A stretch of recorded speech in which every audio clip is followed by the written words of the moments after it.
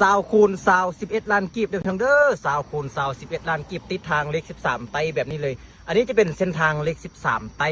ไฟฟ้าพร้อมใส่เป็นไฟฟ้าพร้อมใส่ไฟฟ้าน้ำประปาใบตาดินครอบทองเดี๋ยวทางเด้อไฟฟ้าน้ำประปาใบตาดินครอบทองผ่อนยาว3 ปีบ่มีดอกเบี้ยผ่อนยาว3 ปีบ่มีดอกเบี้ยอันนี้ก็จะเป็นปั๊มน้ำมันอันนี้จะเป็นปั๊มน้ำมันของปตทจะมาเฮ็ดปั๊มน้ำมันอยู่นี่แล้วก็สนามบินสากลก็จากดินเฮานี่ไปหาสนามบินสากลนะมันประมาณอยู่10 กิโลจากดินเฮานี่ไปสนามบินสากลนะมัน10 กิโลไฟฟ้าน้ำประปาใบตาดินครอบทองและที่สำคัญเส้นทางอันนี้ก็คือเฮาจะปูทางอย่างเข้ามาเส้นทางอันนี้มันเฮาจะปูทางอย่างเข้ามากว้างอยู่7 เมตรหนาอยู่2 ชั้นเส้นทางอันนี้นะกว้าง7 เมตรหนา2 ชั้นแล้วก็ไฟฟ้าเนี่ยมันเฮาลงโมแบง250ให้อยู่2 หน่วยโมแบง250เฮาลงให้อยู่2 หน่วยนี่จุดที่1ก็คือจะอยู่บนหันโมแบงแล้วก็จุดที่2จะอยู่บนหัน